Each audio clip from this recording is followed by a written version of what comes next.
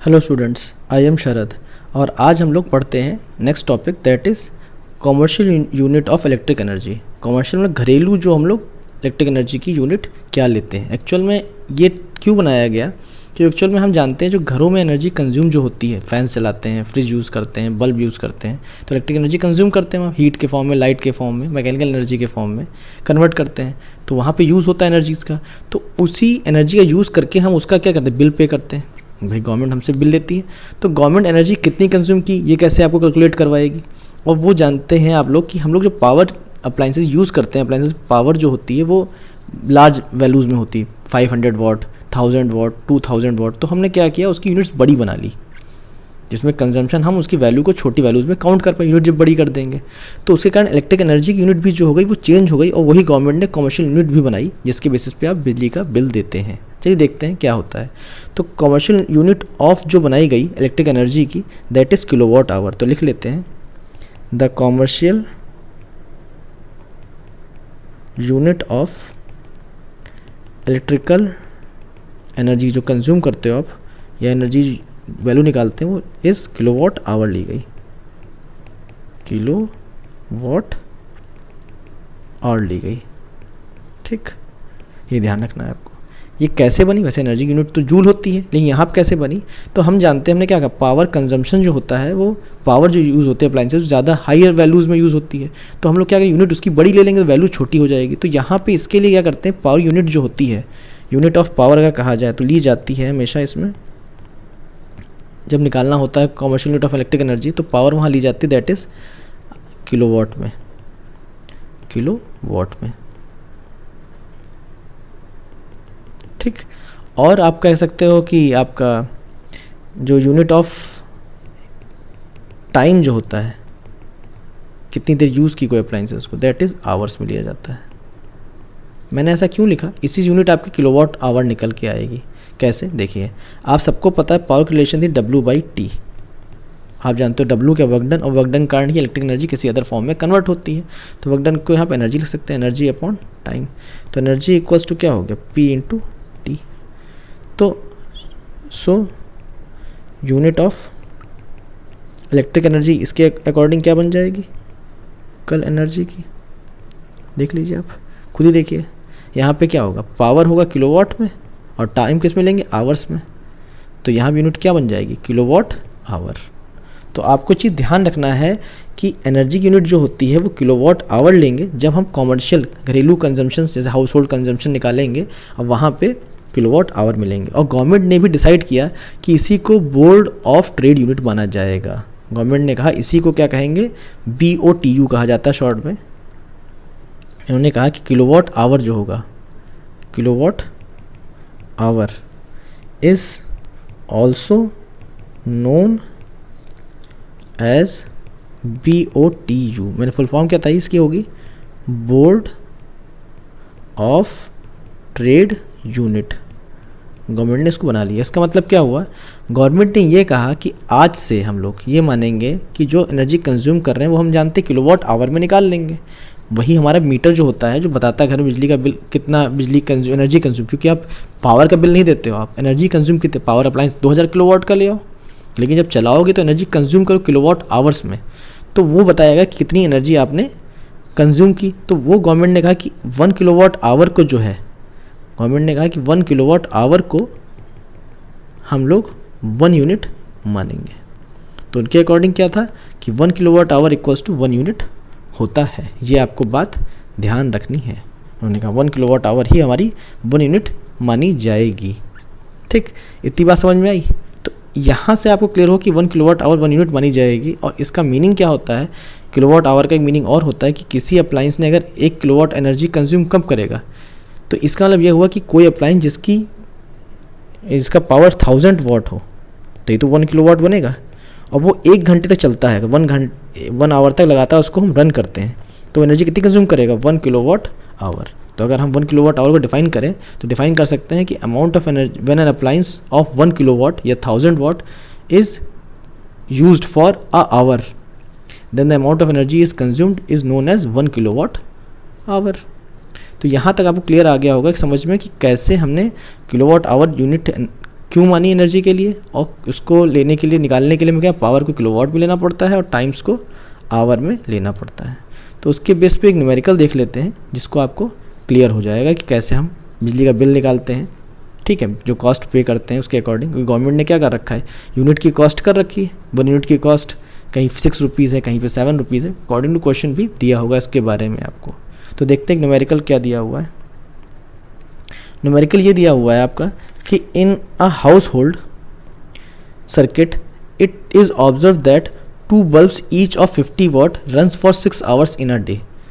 हमने क्या बताया कि 2 बल्ब हैं जो हर एक बल्ब 50 वाट का है, 6 घंटे हर रोज़ जलता है, और एक पंखा है जो कि 80 वाट का है, ठीक 80 वाट का है, 8 आवर्स हर रोज़ जलता है, हर रोज़ यूज़ किया जाता है, चलता है मतलब। ठीक, तो ये पूछा गया find out the cost of energy used to operate it for 30 days at the rate of ₹4 per kilowatt hour. मतलब गवर्नमेंट ने जो बिल पे करना होता है 4 रुपीज़ पर किलोवाट का लेती है, मतलब कि एक यूनिट का कितना 4 रुपये, क्योंकि 1 किलोवाट आवर इक्वल्स टू, अभी बताया आपको, 1 यूनिट होती है।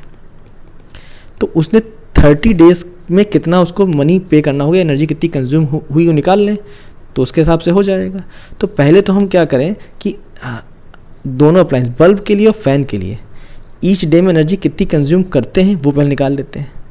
फिर जब वो निकाल लेंगे तब उसको 30 से मल्टीप्लाई कर लेंगे, तो हमें क्या मिल जाएगी, पूरे मंथ की मिल जाए एनर्जी कितनी कंज्यूम्ड होगी। तो पहले एक एक करके सारा हम सॉल्व करते हैं। तो देखिए उसके लिए, तो energy consumed by 2 bulbs in a day, तो क्या कैसे निकालेंगे इसको, सिंपल सी बात है, आपको पता है कितनी चलता है, 6 आवर्स इन अ डे चलता है, कितनी एनर्जी कंज्यूम करेगा। तो उसके लिए हम क्या करें, पावर इनटू टाइम ही तो होता है।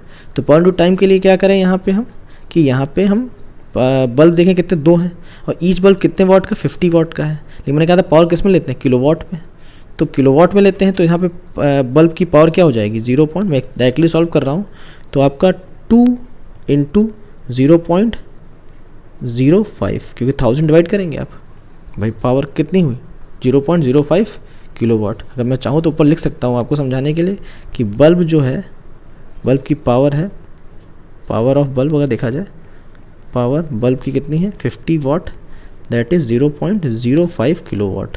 ठीक, बात समझ में आ गई। ऐसे ही पावर ऑफ फैन अगर देखें तो फैन कितनी थी 80 वाट, तो दैट इज़ 0.08 किलोवाट। बात समझ में आ रही है। तो यहाँ से सॉल्व कर रहे हैं तो ये सॉल्व कर लेते हैं, मैंने लिख दिया ऊपर। फिर पावर 2 बल्ब्स की तो 2 कर दिया, इनटू कितने घंटे चलता है 6 आवर्स, टाइम तो आवर में दिया हुआ है। तो यहाँ पे सॉल्व करते हैं तो कितना आ जाएगा भाई, 5 2 ज़ा 10, तो 0.1 इंटू 6, तो 0.6 किलोवाट आवर हो जाएगा। तो इतनी एनर्जी एक दिन में 2 बल्ब्स कंज्यूम करते हैं। अब निकाल लेते हैं एनर्जी कंज्यूम्ड बाई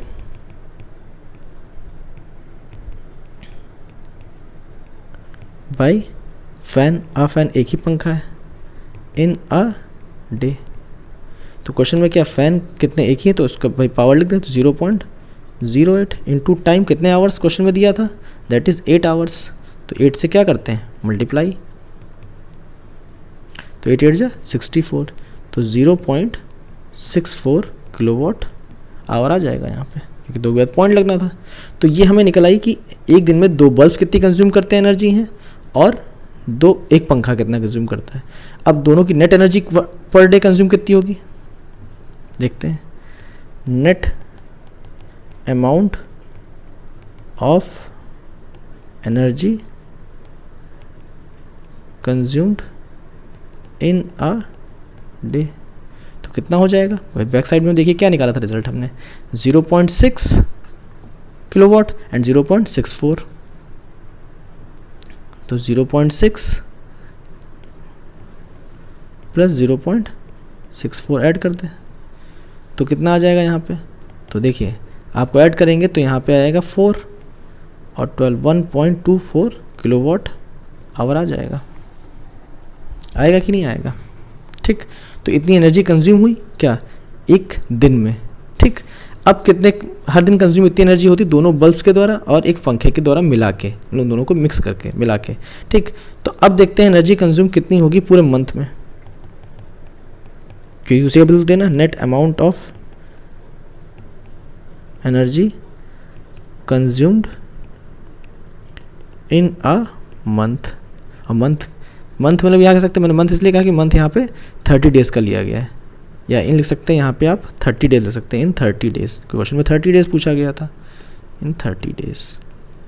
तो क्या भाई आपको एनर्जी पता है पर डे की, मल्टीप्लाई कर निकल आएगा आपका। तो क्या 1.24 इंटू 30, तो कितना आ जाएगा आपका, बताइए यहाँ पे कितना आएगा। देखिए यहाँ पे आपका 1.24 इंटू करेंगे कितना 30 आप, तो कितना आएगा आपका 37.2 किलो वॉट आवर। तो इतनी एनर्जी कंज्यूम हुई किस में, पूरे 30 डेज़ में। तो पूछा गया है कि कितना अमाउंट ऑफ बिल पे करना पड़ेगा। तो हमें क्वेश्चन में दिया है कि 1 किलोवाट आवर की प्राइस कितनी है, ₹4 यूनिटरी मेथड से। तो 37.2 किलोवाट आवर की प्राइस कितनी होगी, 37.2 इंटू 4, तो कितना आएगा।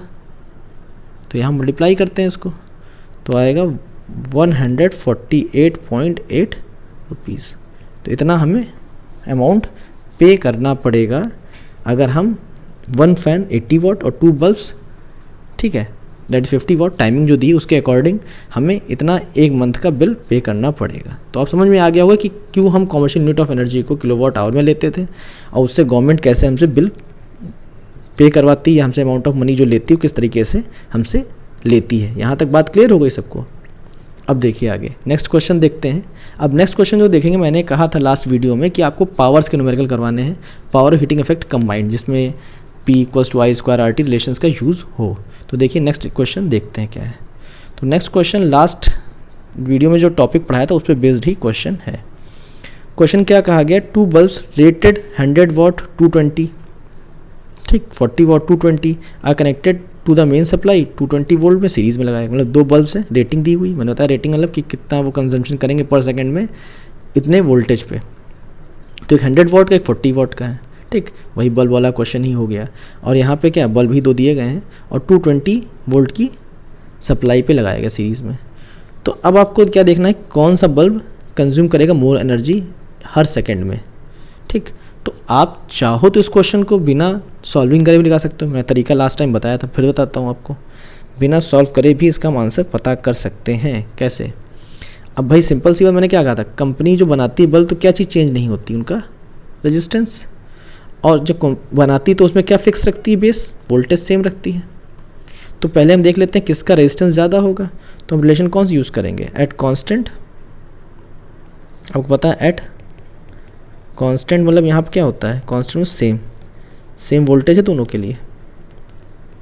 तो यहाँ पे क्या P = V² R, ये तो लगाएंगे यहाँ पे। तो इसके अकॉर्डिंग क्या हो जाएगा, P inversely proportional to R। अगर हमें क्वेश्चन में मान लेते हैं कि पावर जो P1 दी है दैट इज़ 100 वाट दिया हुआ है और P2 जो है दैट इज़ 40 वाट दिया गया है। तो अगर तो यहाँ पे साफ साफ दिख रहा है कि इसके अकॉर्डिंग P1 क्या हो गया, ज़्यादा हो गया, P2 क्या हो गया, कम हो गया। तो इन्वर्सली प्रोपोर्शनल टू रेजिस्टेंस है, तो R1 कम हो जाएगा और R2 ज़्यादा। तो रेजिस्टेंस यहाँ पे क्या हो गया, R1 कम हो गया, R2 क्या हो गया, ज़्यादा हो गया। अब पूछा गया कौन सा बल्ब ज़्यादा कंज्यूम एनर्जी करेगा, तो सिंपल सी बात, हीटिंग इफेक्ट ज़्यादा होगा। तो यहाँ पे क्या लगाया कैसे गया है सर्किट के अंदर, सीरीज़ में। और सीरीज़ में क्या चीज़ सेम होती है, करंट। तो यहाँ लिख लेते हैं एट कांस्टेंट, मतलब कि यहाँ फिर से आया वही बस सेम करंट पे क्या होता है, हम लगाते हैं H = I² RT रिलेशन लेते हैं। तो उसके अकॉर्डिंग I कांस्टेंट सेम है और T तो टाइम फिक्स टाइम को दोनों चलाया गया होगा, तो H प्रोपोर्शनल टू R हो जाएगा। तो यहाँ से क्या हो जाएगा, अगर देखा जाए तो हमें मिल रहा है कि पहले से पता था कि R1 छोटा था, R2 बड़ा था, तो H1 भी क्या छोटा हो जाएगा, H2 बड़ा हो जाएगा। तो H1 किसके लिए लिया गया है, जिसका रेजिस्टेंस R1 था, और R1 किसके लिए, पावर P1 100 वाट वाले बल्ब के लिए। तो 100 वाट वाले बल्ब की पावर 100 वाट वाले बल्ब की जो है रेजिस्टेंस कम है, तो हीटिंग इफेक्ट भी क्या होगा, कम होगा। मतलब एनर्जी कंज्यूम भी करेगा, क्या कम करेगा, पर सेकंड में कंज्यूम कम एनर्जी करेगा, सिंपल सी बात है। यही पूछा गया था। तो कौन ज़्यादा कंज्यूम करेगा, तो दूसरा बचा दैट इज़ H2 मतलब कि P2, मतलब 40 वाट वाला बल्ब एनर्जी मोर कंज्यूम करेगा। इसका मतलब क्या हुआ, दिस मीन्स दैट, लिखना चाहूँ this means that 40 watt bulb will consume more energy। ठीक, अब आप बहुत लोग कहेंगे सर नहीं समझ में ऐसे नहीं लगाएंगे, हम समझ नहीं पा रहे हैं कैसे करना है। तो चाहो तो आप इसको वैल्यू से कर सकते हो, हम इसको आपको वैल्यू से करवा देते हैं सॉल्व, वैल्यू सब्स्टिट्यूट करके तब देखिए निकालिए। काम यही सारा कुछ करना पड़ेगा। इसमें क्या था, हमने खाली रिलेशंस को कंपेयर करके डायरेक्टली पता कर लिया, पता तो यही करना था कौन ज़्यादा कंज्यूम करेगा, कितना करेगा ये तो पूछा नहीं गया था, पूछा गया which will consume more energy, कौन कंज्यूम ज़्यादा करेगा, तो भाई बता दिया कि 40 वाट वाला बल्ब करेगा सीरीज में, सिंपल सी बात है। लेकिन अब देखते हैं यहाँ पे, क्योंकि हीटिंग इफेक्ट क्या हो रहा है 40 वाट वाले में ज़्यादा हो रहा है। ठीक, अब देखते हैं उसकी बेसिस पे, अगर आप देखना चाहो तो वैल्यू के बेसिस पे कर लेते हैं सॉल्व इसको। तो यहाँ पे पहले क्या रेजिस्टेंस निकालना पड़ेगा सब्स्टिट्यूट करके वैल्यू, तो करो भाई लंबा चौड़ा काम। तो फिर से करते हैं, कह सकते हैं दूसरा मेथड है, ठीक है, सेकंड मेथड से सॉल्व कर रहे हैं, तो इसको ही क्वेश्चन को, वही पिछले क्वेश्चन को ही सॉल्व कर रहे हैं। तो वहाँ से क्या रेजिस्टेंस निकालना पड़ेगा, तो रेजिस्टेंस हम R1 मान लेते हैं भाई, V²/P। कैसे लगा रहा हूँ इसको देखिए, आपको फिर से यहाँ पे क्या बताया, P = V²/R रिलेशन। तो रेजिस्टेंस निकालिए, तो रेजिस्टेंस R1 निकालेंगे तो V²/P1 भाई, पावर पहले वाले के लिए। तो वोल्टेज कितना 220 दिया हुआ था का स्क्वायर, और P1 कितना है आपका, पहला बल्ब जो था 100 वाट का था, तो इसको सॉल्व करेंगे कितना आएगा आपका 484 ओम का रेजिस्टेंस था R1, मतलब पहले वाले बल्ब का। दूसरे बल्ब का सिमिलरली कर लेते हैं दूसरे बल्ब के लिए, तो R2 = फिर फॉर्मूला भी लगाएंगे V2, वोल्टेज वही रहेगा लेकिन पावर अलग P2, तो 220/²/40। इसको सॉल्व करेंगे कितना आएगा आपका 1210, मतलब 1210 ओम आएगा। तो ये रेजिस्टेंस आ गया। अब निकालना है किस में हीटिंग इफेक्ट ज़्यादा होगा, तो हमें क्या निकालना पड़ेगा, जो ज़्यादा एनर्जी कंज्यूम करेगा, मतलब हीटिंग इफेक्ट ज़्यादा उसी तो होगा। तो हम क्या निकाल लें, करंट कितना फ्लो कर रहा है, क्योंकि हम पता है कि रिलेशन कौन सी यूज़ करनी, सेम करंट होता तो I²RT, तो करंट निकालना पड़े कितना सेम फ्लो कर रहा है, कितना अमाउंट ऑफ फ्लो कर रहा है। तो उसके लिए सर्किट डायग्राम चलो बना लेते हैं समझाने के लिए। अब यहाँ पे बल्ब थे 2, उन दोनों में क्या हो रहा है, सेम करंट फ्लो कर रहा है, जितना I यहाँ फ्लो करेगा उतना ही I यहाँ फ्लो करेगा, सीरीज़ में लगा रखा गया है। तो अब यहाँ पे उसका रेजिस्टेंस, तो इसका रेजिस्टेंस R1 था, इसका रेजिस्टेंस R2 था। तो हम क्या निकाल लेते हैं यहाँ पे, टोटल रेजिस्टेंस निकाल लेते, करंट निकाल पाएंगे। टोटल वोल्टेज सप्लाई जो लगाया गया था क्वेश्चन में क्या कहा गया था 220 वोल्ट पे, सो लगाया अभी क्या गया है 220 वोल्ट पे ही लगाया गया है, क्योंकि कंपनी कहा भी 220 वोल्ट लगाया, 220 वोल्ट पे ही सप्लाई पे लगाया गया दोनों को कंबाइन, लेकिन दोनों को वोल्टेज सेम नहीं मिलेगा, ये बात हमको नोन है। ठीक, तो अब इसके लिए I निकालेंगे तभी तो हीटिंग इफेक्ट निकाल पाएंगे, क्योंकि I ही दोनों में सेम होगा। तो H = I²RT से हम निकाल सकते हैं, क्योंकि वोल्टेज तो सेम होगा नहीं। तो I निकालने के लिए हमें टोटल R निकालना पड़ेगा, टोटल V दिया हुआ है, तो R निकालते हैं। तो R = R1 + R2, that is 484 + 1210। तो ऐड करेंगे कितना आ जाएगा आपका 1694 ओम, इतना आ गया, इतना रेजिस्टेंस आपका आ गया। अब रेजिस्टेंस आपने ऑब्टेन कर लिया है, तो अब करंट निकालना, तो करंट ओम्स लॉ जिंदाबाद आपका। तो I = V/R, total voltage 220, resistance कितना 1694। इसको सॉल्व बेटा करेंगे तो आएगा 0.13 एम्पियर आपका आएगा। बात समझ में आई। तो इतना आपका करंट क्या हुआ, ऑब्टेन हो गया। अब आपको निकालना किस में हीटिंग इफेक्ट ज़्यादा होगा, किस में कम होगा। तो इस बात को देखिए, अब निकाल देते हैं इसको। तो इसके लिए मैं इसी पेज पे करता हूँ, इसको स्मॉल कर लेता हूँ, ठीक, जिससे कि आपको सारा कुछ समझ में आ जाए, एक जगह सोल्यूशन एक जगह पूरा हो जाए आपका, ठीक है। तो देखिए आगे, तो यहाँ पे इसके अकॉर्डिंग अब आगे देखिए क्या हो जाएगा यहाँ पे। अब हमें निकालना है हीटिंग, तो H1 निकाल लेते हैं। तो I करंट सेम रहेगा, I²RT होता है I²R1 × T। तो देख लीजिए हीटिंग इफेक्ट किस में ज़्यादा होगा। तो टाइम तो मान लेते 1 सेकेंड के लिए कहा गया था, तो I कितना है आपने निकाला करंट 0.13 का होल स्क्वायर। R कितना, रेजिस्टेंस R1 कितना था हमने ऑब्टेन किया था 484, टाइम कितना 1 सेकेंड के लिए, ये तो कहा गया है।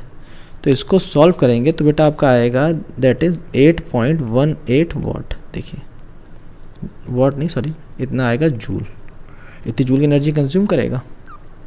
ठीक, H2 देख लो अब निकाल के, तो यहाँ पे I करंट वही रहेगा I² R2 into T, time वही, तो 0.13 का स्क्वायर, R की वैल्यू कितनी रखेंगे 1210 और टाइम कितना 1 सेकेंड।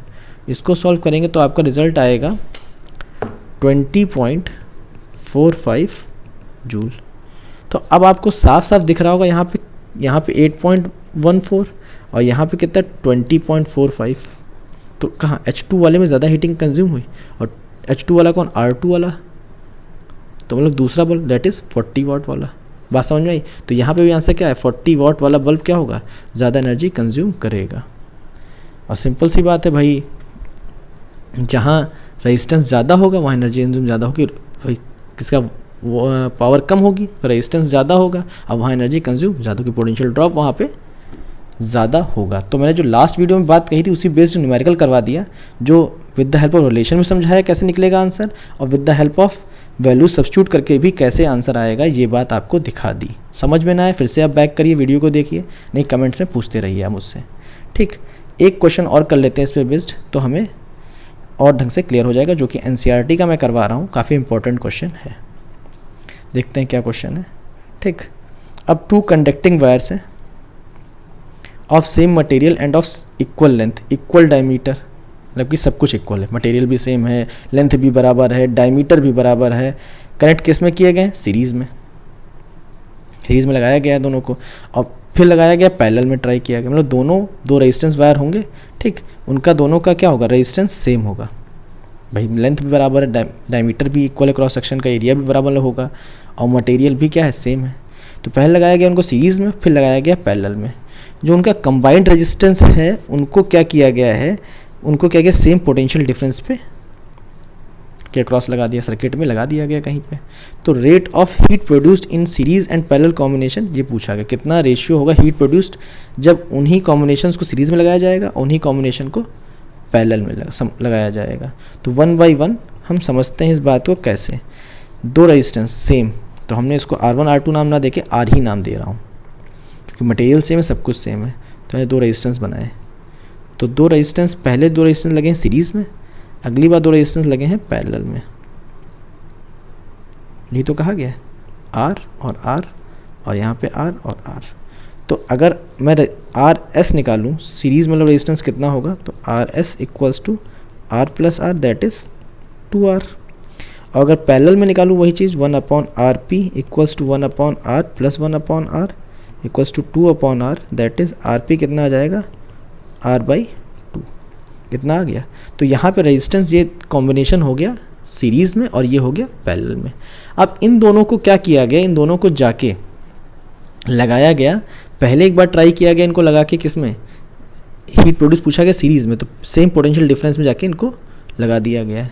तो rate of heat produce in series and parallel combination would be, तो सीरीज़ कॉम्बिनेशन में कितनी हीट प्रोड्यूस होगी, पैरेलल सीरीज़ कॉम्बिनेशन ऊपर वाला और पैरेलल वाला नीचे वाले में, दोनों में रेशियो हीट प्रोड्यूस कितना होगा। लेकिन दोनों कॉम्बिनेशन को सेम वोल्टेज पे लगाया गया, सेम पोटेंशियल डिफरेंस पे कहा गया है। मतलब कि अगर सर्किट डायग्राम कंप्लीट करूँ तो कुछ ऐसे कंप्लीट होगा आपका,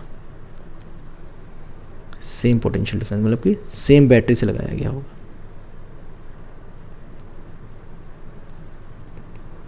बात समझ में आ रही है, सेम बैटरी सोर्स से लगाया गया होगा, सेम वोल्टेज दोनों को मिल रहा है। देखो, क्योंकि ये कंबाइंड कॉम्बिनेशन और ये कंबाइंड कॉम्बिनेशन दोनों पैरेलल में हो गए इसके साथ, तो क्या दोनों को वोल्टेज सेम मिलेगा। अब निकालना कि किस में हीटिंग इफेक्ट ज़्यादा होगा, मतलब ये ज़्यादा सीरीज़ कॉम्बिनेशन नेट कंज्यूम ज़्यादा हीट करेगा या किस ज़्यादा कौन कंज्यूम करेगा। तो ज़्यादा छोड़ो, यहाँ पर निकालना क्या है, रेशियो निकालना है उसका हमें। तो यहाँ हीटिंग इफेक्ट का निकालना है, तो हीटिंग इफेक्ट के लिए किसका लेंगे भाई, यहाँ पे दोनों को सेम क्या मिल रहा है, वोल्टेज। तो V²/R इंटू टी लगा दें, V²/R इंटू टी। तो चलिए इसको हम थोड़ा सा स्मॉल करके समझ लेते हैं, ठीक है। देखिए थोड़ा स्पेस कर लेते हैं यहाँ पे, इसे सॉल्विंग यहीं पे हो जाए, आपको पीछे बैक साइड में ना ले जाना पड़े मुझे, ठीक। अब देखिए यहाँ पे सॉल्व कर रहा हूँ, तो यहाँ पे क्या करेंगे, HS ले लेंगे, ठीक है। चलिए कलर चेंज कर लेते हैं, और HS heating effect in series combination में। तो कितना होगा, H equals to V square upon R P into T. भाई क्या रेजिस्टेंस यहाँ पर नेट क्या है, आर पी नहीं R S, sorry R S series में, ठीक। तो यहाँ पे आप देख रहे हैं सीरीज़ में क्या हीटिंग इफेक्ट कितना होगा, भाई वोल्टेज तो सेम मिले V square upon R S into T उतने टाइम के लिए। ऐसे ही हम बना लें अगर पैरेलल के लिए हीटिंग इफेक्ट कितना होगा, तो वी स्क्वायर वोल्टेज सेम वही मिल रहा दोनों को, आर पी इंटू टी। अब निकालना क्या रेशियो दोनों का, तो H S upon H P, यही तो कहा गया सीरीज़ और पैरेलल का। तो सब्स्टिट्यूट कर दीजिए, तो V square upon R S into T upon V square upon R P into T, यही तो होगा, ठीक। टेकिंग रेशियो, हमने रेशियो लिया, टेकिंग रेशियो, ठीक। रेशियो लेने के बाद ये आया हमारा। तो यहाँ पे क्या आ जाए, कैंसिल होकर सारा कुछ, H S upon H P equals to R P ऊपर चला जाएगा और आर एस नीचे आ जाएगा। अब हम लोग आर एस और आर पी की वैल्यू को हम लोग ऑलरेडी ही आर के टर्म्स में निकाल चुके हैं जो लेट किया था, तो उसमें रख देते हैं, इसमें कैंसिल होने में आसानी रहेगी। तो H S upon H P equals to R P कितना हो जाएगा, आर पी आपका हो जाएगा 2R, ठीक। नहीं आर पी आपका हो जाएगा पैरेलल में, सॉरी R/2, और यहाँ आर एस क्या आ जाएगा 2R आ जाएगा आपका, आएगा नहीं आएगा। तो यहाँ से क्या हो जाएगा, सॉल्व करेंगे, R से R कैंसिल, तो रेशियो क्या आ जाएगा देखिए, H S upon H P equals to वही 1/4 आ गया, और यही आपका क्या आ गया रिजल्ट, 1/4। अगर इसको डायरेक्टली लिखना चाहें लिख सकते हैं आप लोग, इक्वल्स टू 1/4, ये आपका आंसर आ गया। तो समझ में आया कैसे सॉल्व करना है। हमने क्या देखा इसमें देखा यही कि यहाँ पे सेम पोटेंशियल दोनों को लगाया गया, तो हमने हीटिंग इफेक्ट के लिए V square upon R T लिया, आई स्क्वायर आर टी नहीं लिया। बात समझ में आ रही। तो हमने पहले क्वेश्चन में क्या कहा, दोनों को लगाया गया, ये नहीं कि इनका कंबाइंड, दोनों आर को कंबाइंड किया गया, दोनों पैरेलल को एक साथ लिया गया है, फिर ये दोनों एक एक अप्लायंस बन गया, एक एक सर्किट बन गया, ठीक, एक सिंगल रेजिस्टेंस कह सकते हो बन गया। फिर इन दोनों को इंडिविजुअली एक कॉमन पोटेंशियल पे लगाया गया, मतलब सेम पोटेंशियल में पैरेलल में लगा दिया गया। समझ में आ रही बात। तो इस तरीके से सॉल्व किया गया है। तो अब आपको ये चैप्टर कंप्लीट हो गया है, ठीक है। यहाँ पे अब हीटिंग इफेक्ट ऑफ करंट के क्वेश्चंस, पावर के, ठीक, कॉमर्शियल यूनिट भी समझ गए और सारे टॉपिक्स ओवर हो गए। एडिशनल क्वेश्चंस मैं नेक्स्ट वीडियोज़ में डालता रहूँगा, ठीक है। लेकिन चैप्टर यहाँ पे आपका कंप्लीट हो जाता है। रिवाइज़ करिए, जहाँ तक समझ में ना आए, जो भी इस वीडियो में डाउट हो, कमेंट में आप मुझे पूछ सकते हैं, मैं आपका उसको रिप्लाई दे दूँगा। Thank you.